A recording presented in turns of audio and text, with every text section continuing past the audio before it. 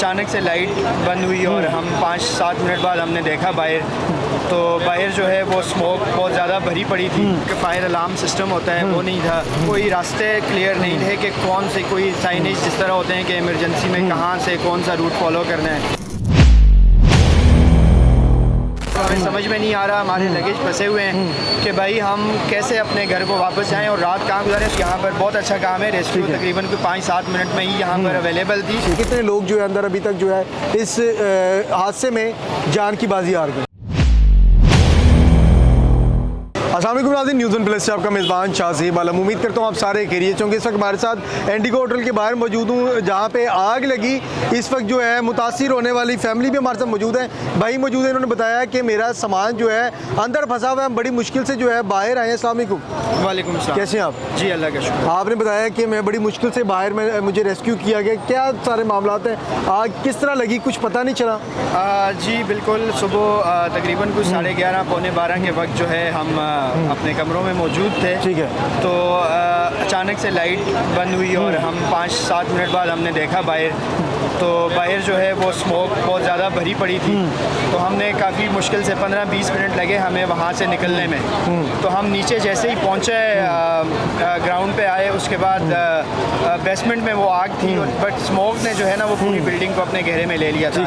उसमें सबसे जो मतलब अजीब बात मैं इसको कहूँ कि इस पूरी बिल्डिंग में जो फायर का सिस्टम था ना वो बिल्कुल नहीं था। फायर का सिस्टम, इतनी बड़ी बिल्डिंग है ये और लाहौर गुलबर्ग की सबसे बड़ी बिल्डिंग इसको बताया जा रहा है। इधर आना था, ये देखिए अभी जिस तरीके से ये जो फ्लाई लिफ्ट भी लगाई गई है और लोगों को रेस्क्यू भी किया जा रहा है। आप कह रहे हैं यहाँ पे इस बिल्डिंग में फायर का निज़ाम कोई नहीं था? जी बिल्कुल, यहाँ पर ना तो एक फायर अलार्म सिस्टम होता है वो नहीं था, और उसके बाद कोई रास्ते क्लियर नहीं थे कि कौन से कोई साइनेज जिस तरह होते हैं कि इमरजेंसी में कहाँ से कौन सा रूट फॉलो करना है, कोई मार्किंग फ्लोर पे, वो बिल्कुल कोई ऐसी चीज़ नहीं। आप आए कहाँ से और इधर किधर आई?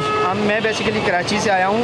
कल रात को हमने यहाँ पर चेक इन किया और आज हमारा चेकआउट था और 3 बजे हमारी फ़्लाइट थी। ठीक है, कराची के लिए वापस? जी जी, जो कि मिस हो गई है। अब हमें समझ में नहीं आ रहा, हमारे लगेज फंसे हुए हैं कि भाई हम कैसे अपने घर को वापस जाएं और रात कहाँ गुजारें। सुबह से हम घर वाले भी काफ़ी ज़्यादा परेशान हो गए। बिल्कुल बिल्कुल बिल्कुल सारे यहाँ पे अगर हम रेस्क्यू के एहलकारों की बात करें, रेस्क्यू ने भी यहाँ पे बहुत ज़बरदस्त रिस्पॉन्स किया। तकरीबन 5 से 10 मिनट में रेस्क्यू इधर पहुँच जाती है और लोगों को जिस तरीके से रेस्क्यू किया गया, रेस्क्यू के काम से मुतमईन है क्या, या वो उधर भी नाइल ही नजर आई? नहीं, बिल्कुल जो रेस्क्यू की जहाँ तक बात है वो इसमें इम्प्रूवमेंट हमें नज़र आती है।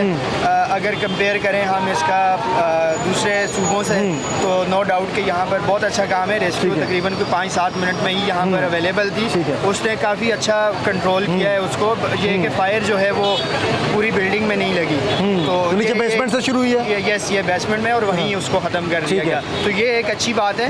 बट जो बिल्डिंग की रिस्पॉन्सिबिलिटी जहाँ पर आती है कि वहाँ पर जो उनकी मैनेजमेंट की तरफ से वो हमें बिल्कुल भी कोई वो अप्रोच नहीं किया गया। कराची में भी एक अफसोसनाक वाक़या पेश आया। आप कराची, आपने बताया मैं कराची से हूँ, गुल प्लाजा का भी एक वाक़या सामने आया, उसके फ़ौरन बाद ये इंडिगो होटल का वाक़या सामने आ गया। क्या लगता है ये जिस तरीके से अभी हम लोगों की बातें भी सुन रहे थे कि पता नहीं वो कह रहे हैं खुद लगा देते हैं आग, इस तरह की भी बातें हो रही थी, आपकी दोस्तों में भी ऐसी बातें हो रही थी, तो क्या देखें इस पर हम नहीं कह सकते कुछ। लाइक होती हैं फायर इंसिडेंट्स दुनिया भर में होते हैं कहीं ना कहीं, बट आप उसको टैकल किस तरह करते हैं ये बहुत इंपॉर्टेंट है। तो कराची में अनफॉर्चुनेटली वो बड़ा अलमिया था कि वहाँ पर इस तरह से रेस्क्यू नहीं किया गया।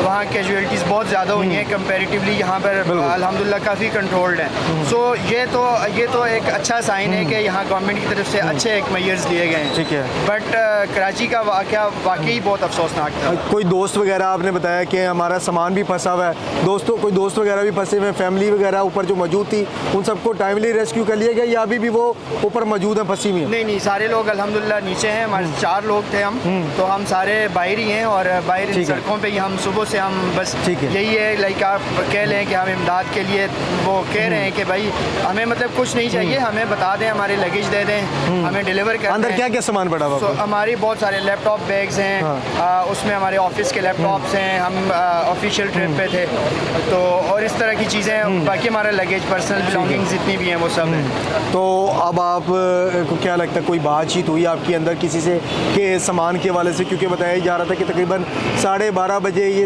11 बजे आग लगी है और 6 से 7 घंटे गुजर चुके हैं। अभी आग पे काबू तो पा लिया गया, लेकिन धुआं अभी भी अंदर मौजूद है।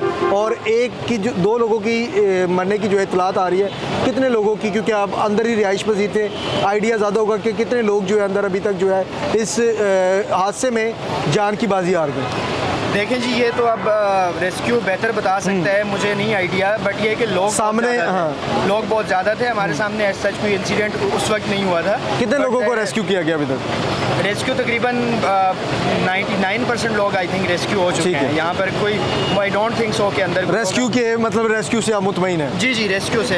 नाज़रीन, जैसा कि आपने गुफ्तगू सुनी, यहाँ पे ये जो है कराची से आए हुए थे और इधर रिहाइश पजीर थे। कल इन्होंने चेक इन किया था और चेकआउट करना था और इनकी फ़्लाइट थी 3 बजे की। इन्होंने बताया कि हमारा सामान वगैरह भी अंदर फंसा हुआ है, लेकिन अगर हम रेस्क्यू की बात करें, रेस्क्यू ने बर वक्त कार्रवाई की और यहाँ से हमें फौरी तौर पर रेस्क्यू किया।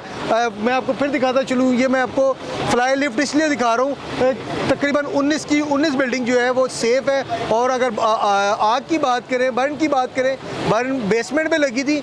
रेस्क्यू ने यहाँ पे आखिरी जब तक बंदा इधर से रेस्क्यू नहीं किया, अंदर अपनी टीमों को लेके कार्रवाई करते रहे। और उसके बाद जब यहाँ पे 99% लोगों का पता लगा कि क्लियर हो चुके हैं, तो रेस्क्यू यहाँ से जो अभी मौजूद है अभी भी, लेकिन वो 1% का इंतज़ार करिए। अगर कोई हलचल भी महसूस होती है तो हम यहाँ पे मौजूद हैं। रेस्क्यू वालों का ये कहना है, रिजवान साहब से गुफ्तगू, उनका ये कहना है हम यहाँ पे मौजूद है।